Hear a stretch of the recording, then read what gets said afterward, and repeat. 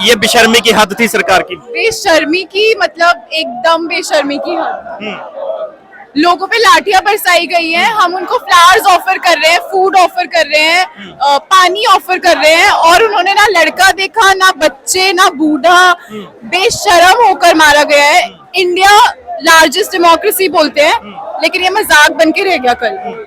आप इस देश का यूथ हो, आप पढ़े लिखे हो, आप स्टूडेंट हो, मैं आपसे एक बात जानना चाहता हूँ, आपको कागजों में देश को विश्व गुरु चाहिए आपको, या फिर आपको जमीनी हकीकत में देश को असल तरीके से डेमोक्रेटिक कंट्री चाहिए, डेवलप कंट्री चाहिए?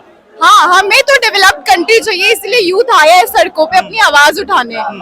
इंडिया को बोलते हैं ग्लोबल साउथ का लीडर बनेगा, चाइना से आगे जाएगा, अमेरिका से आगे जाएगा, पर कंट्री को आगे कौन लेकर जाता है? यूथ। और यूथ के साथ जो कल बेशर्मी करी है इन्होंने, इनको डूब के मर जाना चाहिए। सही। और इस वक्त जो देश के हालात हैं कि इथेनॉल से गाड़ी नहीं चल रही और मोदी जी से देश नहीं चल रहा, तो आपको क्या लगता है कि कैसे हालात सुधरेंगे? हालात सुधरेंगे जब एक अकाउंटेबल ट्रांसपेरेंट गवर्नमेंट आएगी, जिसकी हमें जरूरत है। ना तो ये गवर्नमेंट अकाउंटेबल है, ना ये गवर्नमेंट ट्रांसपेरेंट है। जवाब मांगो तो लाठियां मिलती है।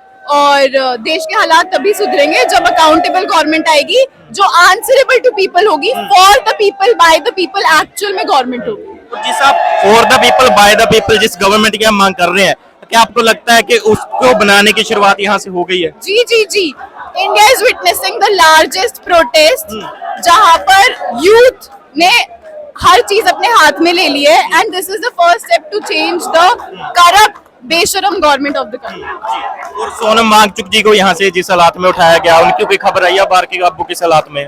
वो तो बोल रहे हैं बार बार कि मुझे जंतर मंतर पे जाना है, मैं ठीक हूँ, मैं ठीक हूँ, मैं जा सकता हूँ, लेकिन गवर्नमेंट डरी हुई है, नहीं भेज रही है यहाँ पर। फोर्सफुली उनको यहाँ से उठाया गया है, और अब भी बेशर्मों की तरह उन्हें यहाँ वापस नहीं आने देंगे। अगर दोबारा पुलिस अपनी फोर्स यूज करती है, दोबारा लाठीचार्ज करती है, तो आप क्या करेंगे? आप डटे रहेंगे ऐसे ही? हम डटे रहेंगे, हम लाठियां खाएंगे, हम सब कुछ खाएंगे, लेकिन हम डटे रहेंगे। और ये मुझे लगता है ये जो मूवी आई है उसका आपने ये करा है। और मैं एक कंगना रनौत का बयान भी सुन रहा था, उनका बड़े वो उससे ज्यादा बेशरम औरत कोई नहीं है, उसका तो नाम सुनकर मेरा खून खौलता है। उससे ज्यादा बेशरम औरत कोई नहीं है।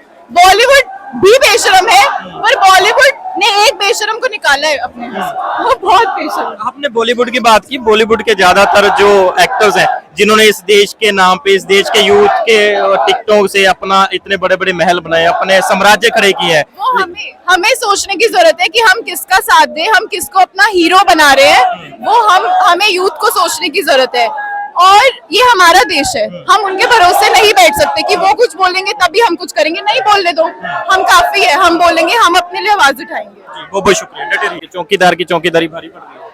बहुत ज्यादा भारी पड़ रही है, और क्योंकि ये डेमोक्रेसी है तो गवर्नमेंट, सही गवर्नमेंट चुनना, हम उन्हें चुन के लाए हैं। अगर हम उन्हें चुन के ला सकते हैं तो डेमोक्रेसी का मतलब यही है, लोकतंत्र की।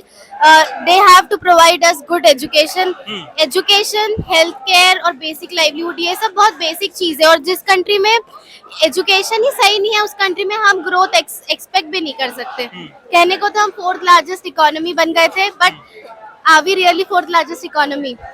Are we really developed country?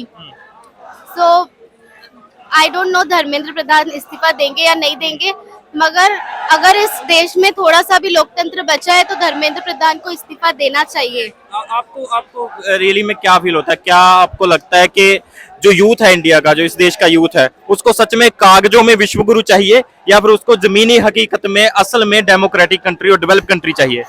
ये आपने बहुत ही सही क्वेश्चन किया कि क्या हमें कागजों में विश्व गुरु रहना चाहिए या असलियत में, क्योंकि डेमोक्रेसी, हम तो यूं तो कागजों में हम we are the largest democracy, but are we really a largest democracy? क्योंकि डेमोक्रेसी का मतलब ही ये होता है कि लोकतंत्र, लोगों का तंत्र। और लोग यहाँ पे, जिस कंट्री में लोग यहाँ सड़कों पे, छोटे छोटे बच्चे सड़कों पे जिन पे लाठियां चलाई जा रही है, क्या हम सच में डेमोक्रेसी है? सोचने वाली बात। सिर्फ कागजों पे डेमोक्रेसी है, क्योंकि लोगों का तो तंत्र है ही नहीं ना यहाँ पे। यहाँ पे तो लोगों ने जिन्हें चुन के लाया, उन्हें लोगों के लिए काम करना चाहिए, मगर वो काम किसके लिए कर रहे हैं?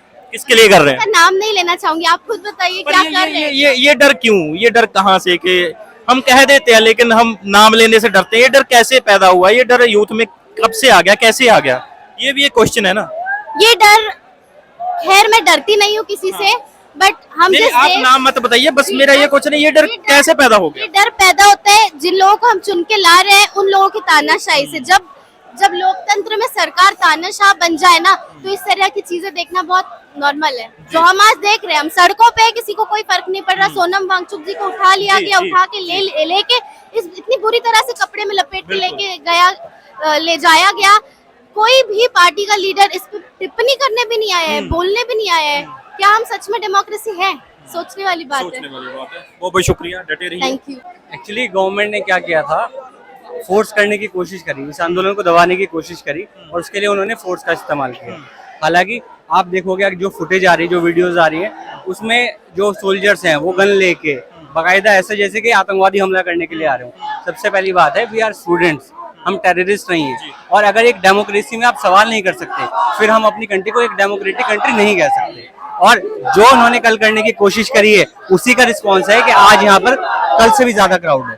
पर ये चिंताजनक बात है, वो सोचने वाली बात है कि अपने देश के यूथ पे, खासकर वो जो एक अच्छी एजुकेशन की मांग को लेके यहाँ पे इकट्ठे हुए, इस तरीके से बर्बरता करनी जैसे वो टेररिस्ट, और उसमें उनको मारने के बाद हंसना, उनपे टिप्पणियां करना, ये बड़ी सोचने वाली बात है कि लाठीज में कील्स भी थी जो उन्होंने स्टूडेंट पे जो मारी है ना, उन पे कील्स भी थी लाठी पे। हम लोग टेररिस्ट नहीं है, हम लोग यूथ हैं, हम लोग अपने हक की मांग कर रहे हैं यहाँ पे। हम लोग कुछ और इनसे नहीं मांगा, हमने बहुत सिंपल सी चीज मांगी। और स्टूडेंट के साथ इस तरीके से बिहेव करना, डेमोक्रेसी से अकाउंटेबिलिटी हटा देंगे तो डेमोक्रेसी नहीं रहेगी। जब एक शिक्षा मंत्री है और उसके राज के अंदर जब उसका टेन्योर चल रहा है, उस टाइम पे पेपर लीक होते हैं, तो उसको अकाउंटेबिलिटी लेनी चाहिए ना। क्यों नहीं ले रहा है अकाउंटेबिलिटी? इसलिए नहीं ले रहा है कि आरएसएस के साथ उसके बहुत अच्छे संबंध है। मोदी जी इसको क्यों नहीं हटा रहे हैं, आप ये बताइए ना। मोदी जी इसको हटा क्यों नहीं रहे हैं? क्या रीजन है इसके पीछे का? इसके पीछे का रीजन ये है कि जो असल में बीजेपी नहीं है देश में, अभी जो शासन चल रहा है वो आरएसएस का शासन चल रहा है। और आरएसएस नहीं चाहती कि धर्मेंद्र प्रधान हटे, इसलिए नहीं हटाएंगे वो उसको कभी। और अगर हमने ये प्रोटेस्ट अभी रोक दिया तो इसकी फिर कोई वैल्यू नहीं रह जाएगी। और अगर अभी हम रुक गए तो आगे जाके पता नहीं कितने पेपर लीक होंगे, कितने लोग, कितने बच्चे अपनी जान देंगे। तो अगर हमारी कोई वर्थ नहीं है, इस टाइम पे इंडिया का सबसे ज्यादा यूथ डिविडेंड है। आप समझे कि 2044 तक हमारे देश के अंदर यूथ की पॉपुलेशन कम हो जाएगी, हम जापान वाले रास्ते पे चले जाएंगे। अगर अभी हमें जॉब्स नहीं मिली, अगर अभी हमें एम्प्लॉयमेंट नहीं मिला, तो हमारा देश 2047 तक जो हम विश्व गुरु बनने की बात कर रहे हैं ना, वो सिर्फ कागजों में रहेगा, वो रियलिटी कभी नहीं बन सकता। ये बात समझने की है। और ये मोदी जी लोगों से सुनते नहीं है। जैसे ही हम पार्लियामेंट तक पहुंचे हैं, मोदी जी पीछे से महामानव बन के निकल गए। देखो, महामानव वो होता है जो सवालों का जवाब दे। आप अपनी फैमिली में बेटे हैं, भाई हैं, बाप हैं, जो जिम्मेदारी आपको दी गई है ना, उसके लिए आप अकाउंटेबल हैं। और अगर हमारे मोदी जी एक प्रेस कॉन्फ्रेंस नहीं कर सकते, कल पार्लियामेंट के पहले सेशन में उन्होंने कहा कि हमने कड़ी कार्रवाई बरती है नीट पेपर लीक पे। क्या कार्रवाई बरती है? क्या आपने उस मंत्री को हटाया? नहीं हटाया। हम ये भी जानते हैं कि मंत्री को हटाने से सिस्टम सुधर नहीं जाएगा, लेकिन अकाउंटेबिलिटी की शुरुआत हो जाएगी। पर आपको नहीं लगता कि जिस तरीके से इस आंदोलन में अब जान फूंकी गई है, जिस लेवल पे ये पहुंच गया है, इसकी जो मांग है वो आंदोलन के आगे छोटी पड़ गई है कि एक इस्तीफे से क्या सब, जो बार बार वही बात घूम के आ जाती है। आपको नहीं लगता कि इस आंदोलन के लेवल की मांग थोड़ी बड़ी होनी चाहिए थी, जिससे कुछ अच्छा तब्दील होता, सडन तब्दील होता? देखो, अभी जो हालात हैं, जितने बुरे अभी हालात हैं, गांधी जी जब भारत आए थे, जब उन्होंने सबसे पहला जो आंदोलन किया था वो एक छोटा सा आंदोलन था जो उन्होंने बिहार के लोगों के लिए किया था। लेकिन वहां से पूरे देश में मैसेज चला गया था कि अगर हम एक छोटी लड़ाई जीत सकते हैं, फिर हम एक बड़ी लड़ाई भी जीत सकते हैं। तो अगर हमने धर्मेंद्र प्रधान का इस्तीफा दिला दिया तो लोगों का डेमोक्रेसी के अंदर यकीन दोबारा से डेवलप हो जाएगा। सबसे इम्पोर्टेंट ये है, लोग डिक्टेटरशिप से हटके डेमोक्रेसी की तरफ जाए। इसलिए आपको लगता है कि इस्तीफा देंगे? नहीं, लगता नहीं है। तो फिर ये आंदोलन फिर किस मोड़ पे जाके खत्म होगा, क्या लगता है? किसी भी आंदोलन का मकसद किसी का इस्तीफा दिलाना या सिस्टम में चेंजेस लाना होता है, ठीक है। सिर्फ इस्तीफा दिलाने से ना सिस्टम चेंज नहीं होगा, हम इस बात को एक्सेप्ट करते हैं। जैसे मैंने अभी आपको पहले बताया, अकाउंटेबिलिटी की शुरुआत हो जाएगी। कल ये जो हमारे देश की सरकार है, ये डर गई, ये बच्चों से डर गई। अगर हम विश्व गुरु हैं और हम बच्चों से डर रहे हैं, आप देखिए ना, चाइना में एग्जाम होता है, पूरा देश रुक जाता है ताकि एग्जाम प्रॉपर तरीके से हो पाए। यहाँ पर क्या हो रहा है, नीट के बाद राजस्थान में पेपर लीक हुआ, यानी कि लीकेज हट नहीं रही। और जब ये लीक होने वाले जो पेपर हैं, इनसे पढ़ के जो बच्चे डॉक्टर बनेंगे, आप मुझे बताइए, क्या आप ऐसे डॉक्टर से अपनी फैमिली का इलाज कराएंगे? बिल्कुल। ये हमारी जान का सवाल है, ये आने वाली जनरेशन का सवाल है। ये जो आगे जाके डॉक्टर बनेंगे, इलाज करेंगे, यूट्यूब से देख देख के इलाज करेंगे। तो हम नहीं चाहते कि ऐसे डॉक्टर पैदा हों, इसलिए हमारा ये आंदोलन है। डटे रहिए, बहुत बहुत शुक्रिया। मेरा नाम वागीशा है, मैं हिमखंड से हूँ, जो कि एक रेडिकल पर्यावरणीय संगठन है। हम आज यहाँ पे संगठित हुए हैं, जो शिक्षा व्यवस्था में जो भी सीनाजोरी चल रही है उसके खिलाफ हम यहाँ पे संगठित हुए हैं और धर्मेंद्र प्रधान का इस्तीफा मांगने के लिए यहाँ पे संगठित हुए हैं। जी, आपने सीनाजोरी की बात करी, ये पूरा वर्ड है कि एक तो चोरी, ऊपर से सीनाजोरी, कि चोरी भी हो गई, बच्चे लूट भी गए, जिनका साल खराब हो गया, जिनकी मेहनत खराब हो गई, जो कई बच्चे डिप्रेशन में चले गए, कईयों ने तो सुसाइड तक की कोशिश की। उसके बाद ये जो सीनाजोरी चल रही है, और सीनाजोरी भी इस तरीके की कि बच्चों को मारा पीटा जा रहा है, टॉर्चर किया जा रहा है, ये जो सारा प्रशासन का ये जो खेल है, जो अपने ही देश के यूथ के साथ किया जा रहा है, उसके बारे में जब आप सोचते हैं, क्या विचार आता है आपके मन में? बिल्कुल, इनकी गुंडाई चल रही है एक तरीके की। कल जो इन्होंने छात्रों के साथ किया, जो मतलब खुलेआम इन्होंने जो मारपीट करी छात्रों के साथ, उसका मतलब कोई लिमिट नहीं है और हम इसी के खिलाफ आज संगठित हुए हैं, इसी के खिलाफ प्रदर्शन करने के लिए। आपको लगता है कि आप जो इतनी मेहनत कर रहे हैं, इकट्ठे हो रहे हैं, आप इतना स्ट्रगल कर रहे हैं, ये स्ट्रगल का कोई सिट्टा निकलेगा, कंक्लूजन निकलेगा? बिल्कुल नहीं लगता, जब तक कि ये व्यवस्था चेंज नहीं होगी। जो व्यवस्था इनकी ब्राह्मणवाद पे बनी हुई है, जातिवाद पे बनी हुई है, जो इनकी व्यवस्था मतलब ये पॉलिसी फेलियर नहीं है। कई लोग कहते हैं कि फेलियर है, ये सिस्टम का फेलियर है। सिस्टम उसी तरीके से चल रहा है जिस तरीके से सिस्टम को चलना था, और इसीलिए हम आज ये सब इस तरीके की गुंडाई पर उतर आई है, जो हमारी व्यवस्था है उसको देख। हमें यूं लगा कि ये हम इनके बच्चों का नहीं, जो यहाँ बैठे हुए हैं हमारे बच्चों का भी भविष्य का है। हम अपनी मेहनत से इतनी मतलब मुश्किल से अपना घर का खर्चा कम करके अपने बच्चों को अच्छी एजुकेशन दे रहे हैं, उसको देने के बावजूद फिर अगर आगे हमारे भविष्य बच्चे का बेकार है तो फिर क्या फायदा। हम भी इसीलिए आ रहे हैं कि ये लोग हमारे बच्चों के खातिर तो बैठे हैं, तो हमें भी इनके लिए आना चाहिए, हमें आगे बढ़ के हिस्सा लेना चाहिए।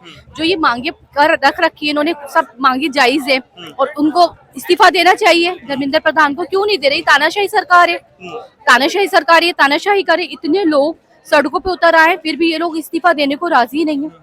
हम इसीलिए आ रहे हैं। हर बार देखा गया है ये जो बीजेपी पार्टी के जो विधायक हैं, जैसे जो लोग हैं, ये इतने जिद्दी क्यों है? पहले जब रेसलिंग फेडरेशन के लड़कियों को छेड़छाड़ का इल्जाम लगा था, वो भी आपने देखा क्या हाल हुआ, वो भी उनको भी इस्तीफा नहीं दिया। उसके बाद अब ये जो कांड हुआ, बार बार पेपर लीक होने, बच्चों को दबाया जाना, नस्ली टिप्पणियां की जानी, ये जो माहौल बना रखा है सत्ता ने, सरकार ने, आपको क्या लगता है कि कब खत्म होगा ये पता नहीं क्या सोच के बैठे हैं ये तानाशाही सरकार है, क्या सोच के बैठी है पता नहीं है कि इनको हमेशा परमानेंट के लिए बैठे हैं। अरे जब आपको पब्लिक पसंद नहीं कर तो आप इस्तीफा दे दें, क्यों नहीं दे रहे इस्तीफा देना चाहिए इनको, क्योंकि हमारे बच्चों का और बच्चों को, सभी के बच्चों का भविष्य को वो है।